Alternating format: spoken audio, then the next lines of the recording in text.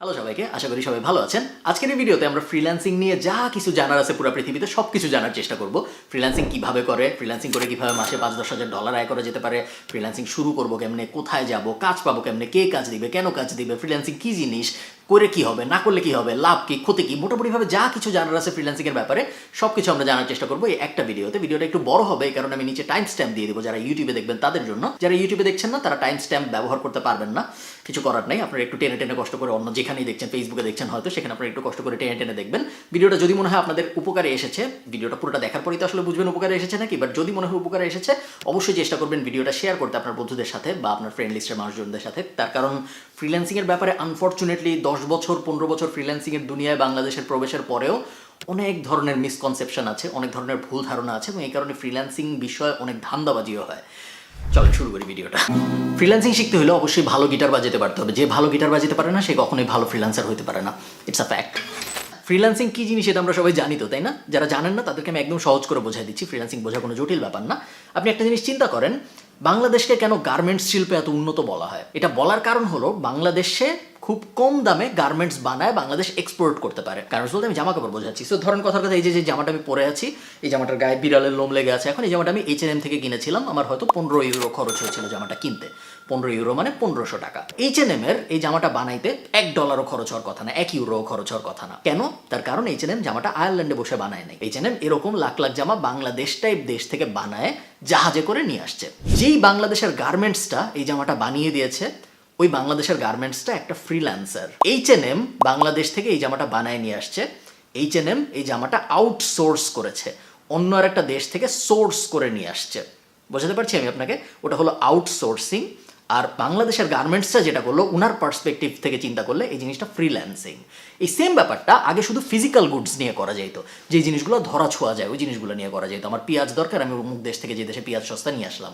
আমার জামা দরকার, আমি দেখলাম কোন দেশে জামা আসলে সস্তায় বানানো যায়, কোন দেশে লেবারের খরচ কম, ওই দেশ থেকে আমি সস্তায় জামা নিয়ে আসলাম। ইন্টারনেটের পেনিট্রেশনের পরে সুবিধাটা যেটা হয়েছে, এই জিনিসটা এখন ডিজিটাল জিনিসপত্র নিয়েও করা যায়। আগে যদি অনেক আগে এক সময় যদি আমার ওয়েবসাইট দরকার হইতো, আমি আয়ারল্যান্ডে বসে আছি, আমার একটা ওয়েবসাইট দরকার, আমার আয়ারল্যান্ডেরই একজনকে খুঁজে বের করতে হইতো যে আমাকে ওয়েবসাইটটা বানায় দিবে। আমার একটা লোগো দরকার, আমার একটা এক্সেলের কাজে হেল্প দরকার, আমার একটা মাইক্রোসফট ওয়ার্ডে কিছু একটা লেখা দরকার, আমার আশপাশে যারা আছে তাদেরকেই আমার খুঁজে বের করতে হইতো যারা ওই কাজে এক্সপার্ট। আমার একটা গেম বানানো দরকার, ইউ গেট দ্য আইডিয়া।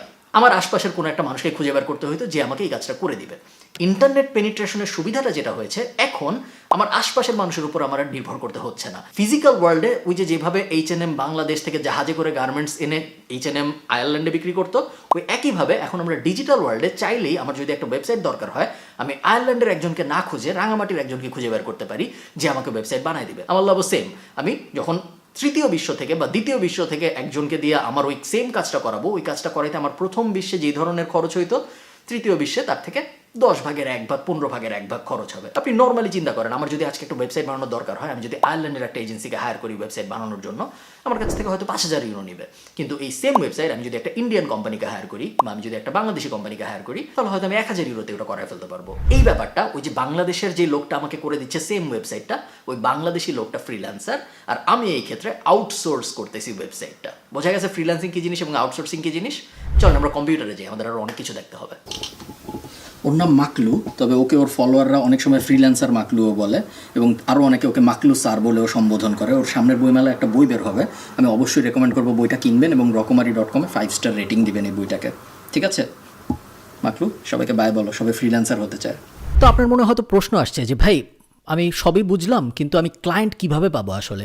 ধরেন আমার একটা স্কিল আছে, আমি লোগো বানাইতে পারি, আমি ওয়েবসাইট বানাইতে পারি, আমি কোডিং করতে পারি, আমি অ্যানিমেশনের কাজ জানি, আমি ভিডিও এডিট করতে পারি। স্কিলের তো কোনো শেষ নাই, বাট আমার এই স্কিল অনুযায়ী ক্লায়েন্ট আমি কিভাবে খুঁজে পাবো? গার্মেন্টসের জন্য তো সহজ, গার্মেন্টস একটা বড় জিনিস। গার্মেন্টস হয়তো H&M-কে ফোন দিয়ে বলছে যে H&M তোমার কি জামা দরকার, আমরা জামা দিতে পারবো।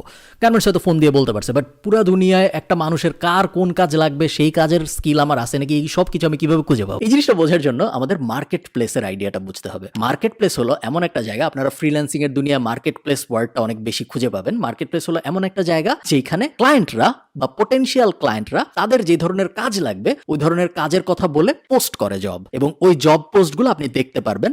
ওই জব পোস্টগুলো দেখে দেখে আপনার যে জবগুলো মনে হয় আপনি করতে পারবেন ওই জবগুলো আপনি বিড করতে পারবেন। এই ওয়ার্ডগুলো আমাদের একটু বুঝতে হবে, এগুলো মার্কেট প্লেস, এগুলো ফ্রিল্যান্সিং এর সাথে জড়িত জিনিসপত্র। বিড বলা হয় কেন আমি ঠিক জানি না, বিড একটা নিলামের শব্দ, বাট বিড করা বলতে আসলে ফ্রিল্যান্সিং এর দুনিয়ায় বোঝায় অ্যাপ্লাই করা। সো মার্কেট প্লেস থাকবে, মার্কেট প্লেসে বায়াররা আসবে, মার্কেট প্লেসে ফ্রিল্যান্সাররাও সাইন আপ করবে, এবং তারপরে ওই মার্কেট প্লেসে বায়াররা জব পোস্ট করবে। জব পোস্ট করার পরে সেই জবগুলোর মধ্যে থেকে আপনার যদি মনে হয় এই জবগুলোর মধ্যে এই জবটা আমি পারি, তখন আপনি ওই জবে অ্যাপ্লাই করবেন। অ্যাপ্লাই যখন আপনি করবেন তখন ওই অ্যাপ্লিকেশনের ভিতরে আপনি বর্ণনা করবেন যে কেন আমি পারি, নর্মাল জব অ্যাপ্লাই করার মতো একটা ব্যাপার। এবং তারপরে আপনি যদি সিলেক্টেড হন তাহলে ওই বায়ার মার্কেট প্লেসটাকে টাকা দিবে এবং আপনাকে কাজ শুরু করতে বলবে। আপনাকে কিন্তু টাকা দিবে না বেশিরভাগ ক্ষেত্রে, কখনো কখনো আপনাকে কিছু অ্যাডভান্স দিতেও পারে, বাট বেশিরভাগ ক্ষেত্রে কমনলি যেটা হয় সেটা হলো বায়ারটা মার্কেট প্লেসটাকে টাকা দেয়, তারপর আপনি কাজ শুরু করবেন। আপনার কাজ যখন শেষ হবে আপনি বায়ারকে কাজ জমা দিবেন, তখন মার্কেট প্লেস টাকাটা রিলিজ করে আপনাকে দিবে। সো আমি যদি আমার স্ক্রিনটা আপনাদের দেখাই, আপনারা দেখতে পাচ্ছেন এখানে আমার স্ক্রিন। এটা হলো upwork.com, আর্গুয়েবলি ফ্রিল্যান্সারদের জন্য সবচেয়ে বড় মার্কেট প্লেসের নাম upwork.com। আপনারা আমার প্রোফাইল দেখতে পাচ্ছেন, এখানে দেখতে পাচ্ছেন $30,000 আয় করেছি আমি এবছর। আমি যদি মাই জবস, আপনারা এখানে আমার পুরো জব হিস্ট্রি দেখতে পারবেন, আমার সব কাজকর্মের হিস্ট্রি, কোন কাজ কীরকম করেছি, কাজের রেটিং টেটিং সব কিছু দেখতে পারবেন, পুরো জিনিসটাই পাবলিক। এখানে আমি আরেকটা ব্যাপার বলে রাখি, আপনি যদি কারো কাছ থেকে ফ্রিল্যান্সিং শিখেন এবং সে যদি আপনাকে এরকম কিছু দেখাইতে না পারে, তার মানে হলো সে আসলে নিজে ফ্রিল্যান্সিং করে খুব ভালো করতে পারে নাই জীবনে, এবং নিজে যে ফ্রিল্যান্সিং করে খুব ভালো করতে পারে নাই তার কাছ থেকে আসলেও ফ্রিল্যান্সিং শেখা উচিত নাকি, এটা নিয়ে আপনার একটু ভাবা উচিত। আমার মতে উচিত না। আমি যদি মাই জবসে যে আপনি দেখবেন এখানে আমি একটু আগে যখন লগ ইন করেছি তখন আমি খেয়াল করেছি, আগে দেখি নেই, আমার এখানে $19,000 মতো এখনও আছে যেটা আমি উঠাই নাই, এটা অনেকদিন ধরে এখানে আছে। তার কারণ যদিও এখন আর আমি ফ্রিল্যান্সিং করি না, কিন্তু আমার অনেকগুলো পুরানো ক্লায়েন্ট আছে যাদের আমি এখনও রেগুলারলি আপওয়ার্কেই বিল করি। এদেরকে আমি ক্লায়েন্ট পেয়েছি যখন আমি ফ্রিল্যান্সার ছিলাম ওই সময়, এবং এখনও গত 3, 4, 5 বছর ধরে আমি তাদের সাথে কাজ করে যাচ্ছি। এবং যেহেতু তাদের সাথে আমার পরিচয় আপওয়ার্কে, আমি এখনও তাদেরকে প্রত্যেক সপ্তাহে প্রত্যেক মাসে আপওয়ার্কেই বিল পাঠাই, এবং তারপরে তারা আপওয়ার্কেই আমাকে টাকা দেয়। তো এটা হলো একটা মার্কেট প্লেসের উদাহরণ। এটা একটা general market place. General market place মানে হলো এই মার্কেট প্লেসে সব ধরনের কাজ পাওয়া যায়। আমি যদি google.com-এ যাই এবং আমি যদি আপওয়ার্ক স্কিল লিস্ট লিখে গুগল করি এবং তারপরে এই যে hire top freelancers by category, এটা যদি আমি ওপেন করি upwork.com/hire, আপনি দেখতে পারবেন এইখানে হাজার হাজার স্কিলের লিস্ট দেয়া আছে, যেই সব স্কিলের ওপরে আপওয়ার্কে জব আছে। সো কথার কথা 2D অ্যানিমেশনের ওপর জব আছে, 3D অ্যানিমেশনের ওপর জব আছে। আপনি ক্যাটাগরি চেঞ্জ করলে আরও অনেক অপশন দেখতে পারবেন, লিগাল অ্যাডভাইজর, ইন্টারন্যাশনাল ট্যাক্স, লিস্টের কোনো শেষ নেই। হাবি যাবি হাজার হাজার রকমের কাজ আপওয়ার্কে আছে। আপওয়ার্ক একটা জেনারেল মার্কেট প্লেস যেখানে সব ধরনের কাজের জন্য ক্লায়েন্টরা ফ্রিল্যান্সার খুঁজে পেতে পারে। এবং আপনি যদি এই হাজার হাজার লিস্টের মধ্যে কোনো কাজের ব্যাপারে একজন এক্সপার্ট হন এবং আপনি যদি আপওয়ার্কে একটা প্রোফাইল খোলেন, তারপরে আপনি যখন এখান থেকে ফাইন্ড ওয়ার্কে চাপ দিবেন তখন আপনি কাজের লিস্ট দেখতে পারবেন যে কাজগুলো ক্লায়েন্টরা পোস্ট করেছে, এবং তখন আপনি ওই কাজগুলো বিড করতে পারবেন বা অ্যাপ্লাই করতে পারবেন। এবং তারপরে যখন আপনার অ্যাপ্লিকেশনটা অ্যাকসেপ্টেড হবে তখন আপনি কাজ শুরু করতে পারবেন। এবং পুরো প্রসেসটার মধ্যে আপওয়ার্ক একটা মিডিয়া হিসেবে কাজ করবে, আপনার মধ্যসত্ত্বা হিসেবে কাজ করবে। এবং আপওয়ার্ক এই ব্যাপারটা নিশ্চিত, যেহেতু আপনি ক্লায়েন্টকে চিনেন না, ক্লায়েন্ট আপনাকে চিনেন না, সো আপনার এটা নিশ্চিত করতে হবে যে ক্লায়েন্ট আপনাকে আসলেও টাকা দিবে কাজের পরে, আবার ক্লায়েন্টেরও এটা নিশ্চিত করতে হবে যে আমি আসলে কাজ পাবো টাকা দিলে। ওইসব কারণে আপওয়ার্ক একটা মিডলম্যান হিসেবে কাজ করে। এই মিডলম্যান হিসেবে কাজ করার জন্য আপওয়ার্ক প্রত্যেকটা প্রজেক্টের 20% নিয়ে নেয়। আমি এখানে আপওয়ার্ককে এক্সাম্পল হিসেবে দেখাচ্ছি, তার কারণ আমি সবসময় আপওয়ার্ক ব্যবহার করেছি, বাট তার মানে এই না যে আপনারও আপওয়ার্ক ব্যবহার করতে হবে। ডিপেন্ডিং অন আপনার স্কিল কি, অনেক ধরনের ফ্রিল্যান্সিং প্ল্যাটফর্ম আছে, আরও কিছু জনপ্রিয় আছে। তার মধ্যে একটার নাম আপনারা অনেকেই শুনবেন, এটার নাম হলো fiverr.com। fiverr.com বেশ জনপ্রিয় বাংলাদেশের মানুষের মধ্যে। আরেকটা আছে যেটার নাম হলো peopleperhour.com। peopleperhour আমি ছোটবেলায় কাজ করেছিলাম, আমার মনে আছে, এটাও বেশ জনপ্রিয়। আরেকটা আছে নাম হলো guru.com। এটা আসলে অত জনপ্রিয় না, বাট এটাও আমার মনে আছে, আমি ছোটবেলায় বই টই লেখার কাজ করে বেশ ভালোই আয় রোজগার করেছিলাম। আরেকটা আছে বেশ জনপ্রিয় যেটার নাম freelancer.com। একসময় অনেক জনপ্রিয় ছিল এটা, বাট এটার পপুলারিটি এখন আস্তে আস্তে ঘাটতির দিকে। এগুলো জাস্ট কতগুলো, এগুলো সব কমন মার্কেট প্লেস। তার মানে হলো এগুলাও বিভিন্ন ধরনের কাজের জন্য আপনি ফ্রিল্যান্সারও খুঁজে পাবেন, বিভিন্ন ধরনের ধরনের কাজের জন্য আপনি ক্লায়েন্টও খুঁজে পাবেন। এছাড়াও স্পেশালাইজড মার্কেট প্লেস আছে, শুধু প্রোগ্রামারদের জন্য মার্কেট প্লেস আছে, শুধু ডিজাইনারদের জন্য মার্কেট প্লেস আছে, শুধু ক্যারেক্টার ডিজাইনারদের জন্য মার্কেট প্লেস আছে, শুধু অ্যানিমেশন যারা বানায় তাদের জন্য মার্কেট প্লেস আছে, শুধু রাইটার যারা তাদের জন্য আলাদা মার্কেট প্লেস আছে।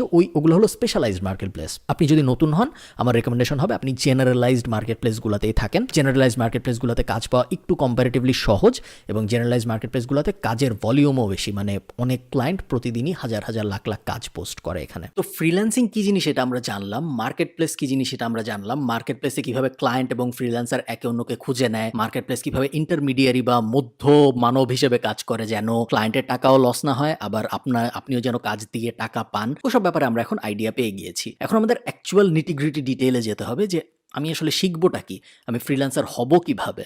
ওই ব্যাপারটা জানার জন্য আমাদের স্ক্রিনে যেতে হবে। চলেন যাওয়া যায়। আচ্ছা, আমি একটা ব্যাপার আপনাদের বলে রাখি স্ক্রিনে যাওয়ার আগে, সেটা হলো ফ্রিল্যান্সিং করা মানে কিন্তু বিভিন্ন মার্কেট প্লেসে যে অ্যাকাউন্ট খুলে ফেলা না। আপনারা হয়তো জানেন অ্যাকাউন্ট খোলার দিক থেকে হিসাব করলে বাংলাদেশ ফ্রিল্যান্সার হিসেবে পৃথিবীতে সেকেন্ড। সো ফ্রিল্যান্সারের সংখ্যার দিক থেকে বাংলাদেশ পৃথিবীতে দ্বিতীয়। এটা বলে আপনি দেখবেন বিভিন্ন সরকারের উচ্চ মহল বা বিভিন্ন বড় বড় ফ্রিল্যান্সাররা অনেক সময় বাহবা পাওয়ার চেষ্টা করে যে দেখো বাংলাদেশ এখন ফ্রিল্যান্সারের পৃথিবীতে দ্বিতীয়, কিন্তু এরা আসলে ফ্রিল্যান্সারের সংখ্যার দিক থেকে দ্বিতীয়। এখন আপনি বাংলাদেশে মানুষ বেশি, যেহেতু বাংলাদেশে অনেক মানুষ, আমরা মোটামুটি যে কোনো জায়গায় সংখ্যার দিক থেকে অনেক উপরে থাকি। আপনি ইউটিউব চ্যানেলের দিক থেকে বাংলাদেশে অনেক ইউটিউব চ্যানেল, ফেসবুক অ্যাকাউন্টের দিক থেকে বাংলাদেশ হয়তো টপ 10-এ থাকবে, জিমেইল অ্যাকাউন্ট খোলার দিক থেকে বাংলাদেশ হয়তো টপ 5-এ থাকবে। এগুলো তো কোনো স্কিলের মধ্যে পড়ে না। যে দেশে মানুষ বেশি ওই দেশে অ্যাকাউন্ট বেশি হবেই। সো অনেকে ভাবে কি যে ফ্রিল্যান্সিং করার মূল উপায়টা বা ফ্রিল্যান্সিং করতে যে আমরা যে পারতেছি না ফ্রিল্যান্সিং করতে, তার কারণ আমাদের মার্কেট প্লেসে অ্যাকাউন্ট নেই। এটা একদমই সত্য কথা না। মার্কেট প্লেস আপনার তখনই কাজে আসবে যখন আপনার স্কিল আছে। যদি আপনার স্কিল না থাকে, আপনি হাজার হাজার লাখ লাখ মার্কেট প্লেসে যে অ্যাকাউন্ট খুলে রাখলে, এরকম upwork.com-এর মতো লাখ লাখ জায়গায় যে অ্যাকাউন্ট খুলে রাখলে আপনার কোনো লাভ নেই। তার কারণ ইভেনচুয়ালি ধরেন আপনি বললেন যে আমি কাজ করতে চাই, আমি যদি আপনাকে বলি যে তুমি বিডি জবসে যে একটা অ্যাকাউন্ট খুলো, তাহলে কি আপনি কখনো কাজ পাবেন? পাবেন না। আপনি কাজ তখনই পাবেন যখন আপনার স্কিল আছে। তারপরে যে আপনি যখন বিডি জবসে অ্যাকাউন্ট খুলবেন, তখন যখন আপনি জবে অ্যাপ্লাই করবেন, তখন আপনি ওই অ্যাপ্লিকেশনগুলোর রেসপন্স পাবেন। যদি আপনার স্কিল না থাকে এবং আপনি যদি প্রথম স্টেপটাই যদি হয় যে আমি বিডি জবসে যে অ্যাকাউন্ট খুলবো, এবং জন্মের পরেই যদি আমরা বাচ্চাকে বিডি জবসে অ্যাকাউন্ট খোলাই দেই, তার bachelor degree, masters degree, school, college সব কিছু বাদ দিয়ে, ওই বাচ্চা তো কখনো চাকরি পাবে না, তাই না? একইভাবে আপনি যখন ফ্রিল্যান্সিং হিসেবে আপনার ক্যারিয়ার শুরু করতেছেন, প্রথম স্টেপ upwork.com বা fiverr.com এসব জায়গায় যে অ্যাকাউন্ট খোলা না। প্রথম স্টেপ হলো অ্যাকচুয়াল স্কিল অ্যাকোয়ার করা, অ্যাকচুয়াল স্কিল অর্জন করা। স্কিল যখন আপনি অর্জন করবেন, তারপরে আপনি খুব সহজেই যায় বিভিন্ন মার্কেট প্লেসে অ্যাকাউন্ট খুলতে পারবেন। অনেক যদি স্কিলড হয়ে যান, তখন হয়তো আপনার মার্কেট প্লেস লাগবেই না। আপনি ওগুলো নিয়ে আমরা আরেকটা ভিডিওতে আরও ডিটেলে কথাবার্তা বলবো। বাট অনেক স্কিল হয়ে গেলে, যেমন আমার কিন্তু মার্কেট প্লেস এখন আর লাগে না, ক্লায়েন্টরাই আমার কাছে আসে, আমার যেতে হয় না ক্লায়েন্টদের কাছে। তো প্রথম স্টেপ যেটা, সেটা হলো আমাদের অবশ্যই স্কিল অর্জন করতে হবে। স্কিল অর্জন করার জন্য আমি যে লিঙ্কটা যাব, সেটা হলো upwork.com/hire। এখানে গেলে আপনারা দেখতে পারবেন যে টাইপস অফ ওয়ার্ক আছে, any type of work, development and IT, design and creative, finance and accounting, admin and customer support, engineering and architecture, legal, sales and marketing, আর রাইটিং অ্যান্ড ট্রান্সলেশন। এই কয়টা ব্রড ক্যাটাগরির ভিতরে অনেকগুলো sub category আছে, আপনারা দেখতে পাচ্ছেন। যেমন ধরেন আমি যদি ডেভেলপমেন্ট অ্যান্ড আইটি সিলেক্ট করি, এটার ভিতরে প্রায় 200-300 জব আছে আপওয়ার্কের ভিতরে। ওয়েব স্ক্র্যাপার থেকে শুরু করে, টবলো কনসালটেন্ট থেকে শুরু করে, টুইলো এপিআই ডেভেলপার থেকে শুরু করে, হাবি জাবি কাজের কোনো অভাব নাই। এটা আমি আপনাদের এই জন্য দেখাচ্ছি, তার কারণ অনেকে আছে যারা জানে তারা কি শিখতে চায়। অনেকে আছে যে আমার লিখতে ভালো লাগে, আমি রাইটার হতে চাই, আমি রাইটার হয়ে ফ্রিল্যান্সিং করব। অনেকে ভাবে যে আমার ফটো এডিট করতে ভালো লাগে, আমি ফটো এডিটর হিসেবে ফ্রিল্যান্সিং করব। অনেকে ভাবে যে আমি ইলাস্ট্রেশন নিয়ে কাজকর্ম করব।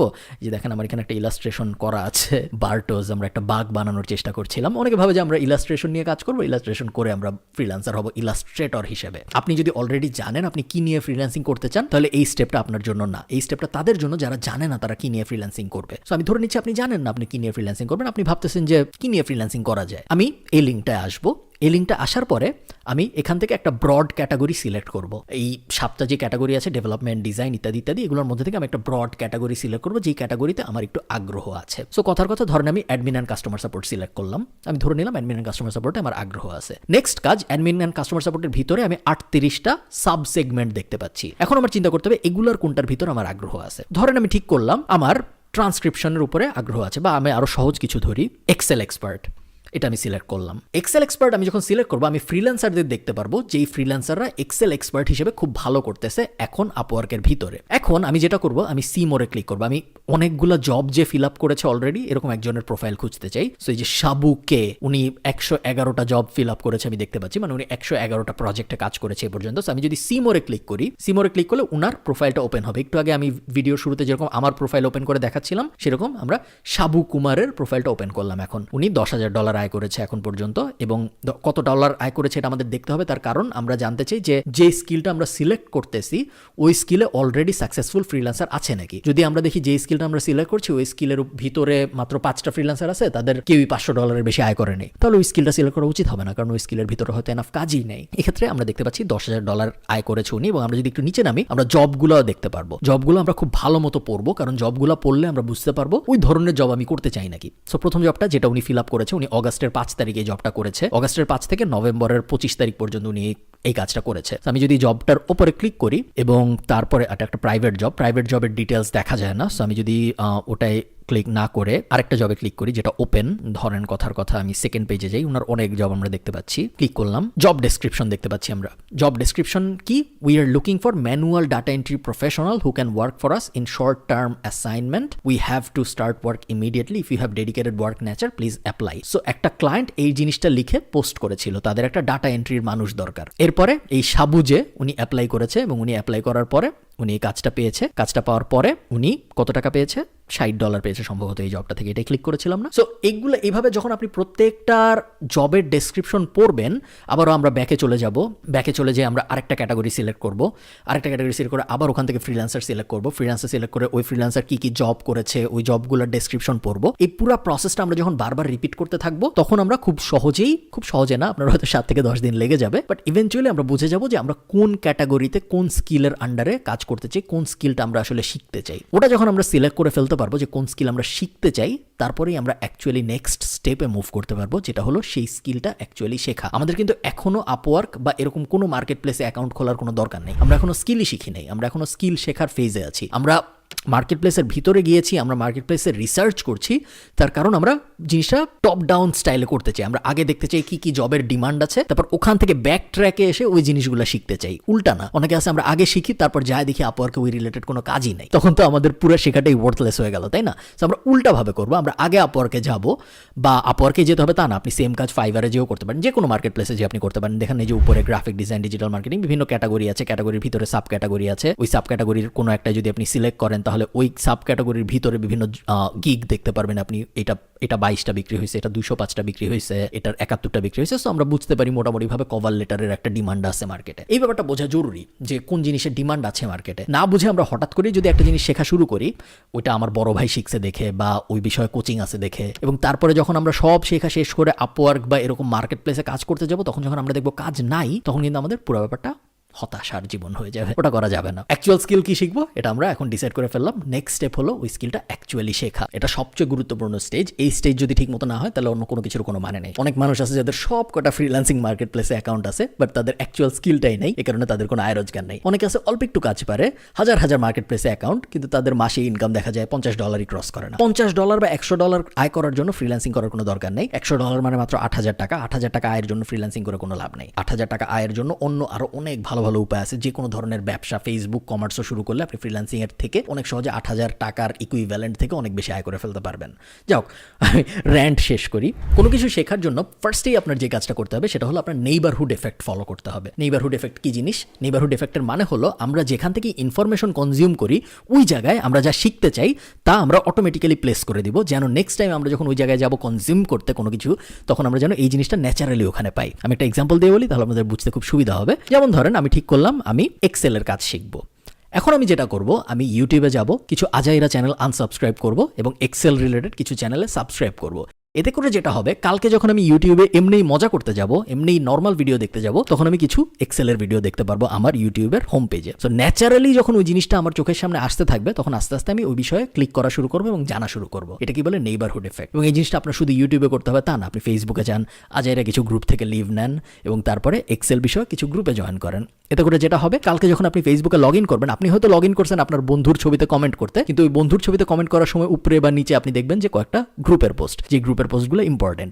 সেম জিনিস আমরা রেডিটে করতে পারি, টুইটারে করতে পারি। আপনি যদি পডকাস্ট শোনেন তাহলে কিছু পডকাস্টে সাবস্ক্রাইব করেন, যে পডকাস্টগুলো আপনার স্কিলের ওপরে। আপনি যদি বই পড়েন তাহলে 10টা নর্মাল বই পড়লে 11 নম্বর বইটা হতে পারে আপনার স্কিলের ওপরে। এইভাবে আমরা আমাদের নেইবারহুডে, আমাদের আশপাশে আমরা যে স্কিল শিখতে চাই ওই স্কিলটা যেন ন্যাচারালি চলে আসে, এই ব্যাপারটা নিশ্চিত করব। এটা ফার্স্ট উপায়। সেকেন্ড উপায় কি?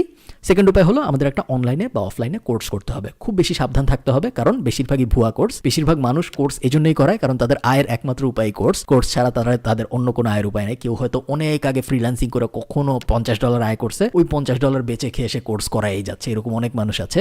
অনেক মানুষ আছে যারা কখনো আয় করে নাই কিন্তু তারা কোর্স করায়। এবং সো খুব সাবধান থাকবে। বাংলাদেশের মার্কেট এটা খুব বেশি হয়, বাট ইন্টারন্যাশনাল মার্কেটে এই জিনিসটা অনেক হয়। সো যেখান থেকে আপনি বাংলায় কোর্স করেন, ইংলিশে কোর্স করেন, সামনাসামনি করেন, অনলাইনে করেন, যেভাবেই করেন খুব সাবধানে থাকবেন। চেষ্টা করবেন আগে যারা করেছে তাদের কাছ থেকে রিভিউ নিতে, এমন কারো কাছ থেকে শিখতে যে অলরেডি জানে এবং সে যে জানে এটার প্রমাণ সে দিতে পারবে। সে যদি ফ্রিল্যান্সিং করে তাহলে তার ফ্রিল্যান্সিং প্রোফাইল আপনাকে দেখাইতে পারবে। সে যদি আপনাকে ওয়েবসাইট বানানো শিখায় তাহলে সে আগে যে 500 ওয়েবসাইট বানিয়েছে ওই 500 ওয়েবসাইট আপনাকে দেখাইতে পারবে। প্রুফ করতে পারবে এরকম মানুষের কাছ থেকে আপনি শিখবেন। যে প্রুফ করতে পারে না, শুধু কথার উপর ভিত্তি করে আপনি কারো কাছ থেকে কিছু শিখতে যাবেন না, গেলে ধোকা খাওয়ার চান্স অনেক বেশি। অনলাইনে শেখা উচিত নাকি অফলাইনে শেখা উচিত? এখন তো কোভিডের যুগ, এখন সবাই অনলাইনে শিখছে যখন আমি ভিডিওটা রেকর্ড করছি, বাট ইভেনচুয়ালি এটা আপনার ডিসাইড করতে হবে যে আপনি কি কোনো কিছু অনলাইনে ভালো শিখেন না আপনি কোনো কিছু অফলাইনে ভালো শেখেন। আমি যখন গিটার শিখি, আমি ঢাকা কলেজে যখন পড়ি তখনকার কথা বলছি, আমি গিটার শিখতে একদিন গিয়েছিলাম এবং একদিন 1 ঘন্টা আমি ওনার সামনে বসেছিলাম যে আমাকে গিটার শেখাচ্ছিল, এবং উনি আমাকে 6টা স্ট্রিংয়ে নর্মাল একটা ফিঙ্গারিং এক্সারসাইজ শেখাচ্ছিল।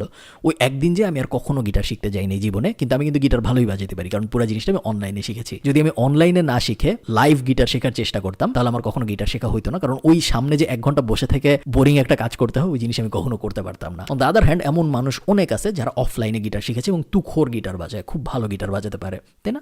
অনলাইনে শিখেছে এরকম মানুষই হয়তো কম, অফলাইনে শিখেছে এরকম মানুষের সংখ্যা হয়তো বেশি। তো আপনার ডিসাইড করতে হবে যে আপনি কোনো জিনিস অনলাইনে ভালো শেখেন না অফলাইনে ভালো শেখেন। এটা আপনার জন্য কেউ বলে দিতে পারবে না। পুরো ব্যাপারটি আপনার নিজের প্রশ্ন করে ডিসাইড করতে হবে যে আমি আসলে কোন জিনিস অনলাইনে ভালো শিখি, আমি কি আসলে কোনো কিছু অনলাইনে ভালো শিখতে পারবো না অফলাইনে ভালো শিখতে পারবো। থার্ড যে উপায়, আমি যদি কোর্স করতেও না চাই সেক্ষেত্রে লাস্ট আমাদের ফাইনাল যে উপায় সেটা হলো আমি গুগল এবং ইউটিউব আমাদের বন্ধু বানিয়ে ওইসব জায়গায় ফ্রি রিসার্চ করা শুরু করবো। মোটামুটি দুনিয়ায় যা কিছু আছে, যত স্কিল আছে, যত কঠিন স্কিলই হোক, যদি রকেট বানানোর স্কিলও হয় তাও আপনি গুগলে ফ্রি পাবেন বা ইউটিউবে ফ্রি পাবেন। আপনার খালি কষ্ট করে রিসার্চ করতে হবে। বই পড়ে প্লাস গুগল প্লাস ইউটিউব, এই 3টার ব্যবহার করে আপনি মোটামুটিভাবে পৃথিবীতে যা শেখা সম্ভব সব কিছু শিখে ফেলতে পারেন। আপনি চিন্তা করেন, ইলন মাস্ক রকেট ইঞ্জিনিয়ার ছিল না, ও জাস্ট বই পড়ে এবং অন্যান্য ইঞ্জিনিয়ারদের ভিডিও দেখে এবং অন্যান্য ইঞ্জিনিয়ারদের কোয়েশ্চেন করে রকেট বানায় ফেলছে এবং সেই রকেট আকাশে পাঠায়ও দিছে স্পেস এক্সের মাধ্যমে। Anything is possible free resource use করে। আপনার কোর্স করতেই হবে এমন জরুরি না, বাট কোর্স করলে যেটা হয় অনেক সময় স্টেপগুলো একটু সহজ হয়ে যায়। আবার এমন হতে পারে আপনি এমন কিছু একটা শেখার চেষ্টা করতেছেন যেই জিনিসের আসলে কোর্স নাই, তখন তো আপনার আসলে কোনো অপশনস থাকবে না। আপনার একমাত্র অপশনস তখন হবে ফ্রি রিসোর্সেস ব্যবহার করা। যেই বেস্ট আইডিয়া আসলে সবকটা মেথডই অল্প অল্প করে ব্যবহার করা, একটা কোর্স করা, ফ্রি রিসোর্সগুলো ব্যবহার করা, নেইবারহুড এফেক্ট তো দিতেই হবে, আমাদের নেইবারহুড এফেক্ট ছাড়া কখনোই হবে না।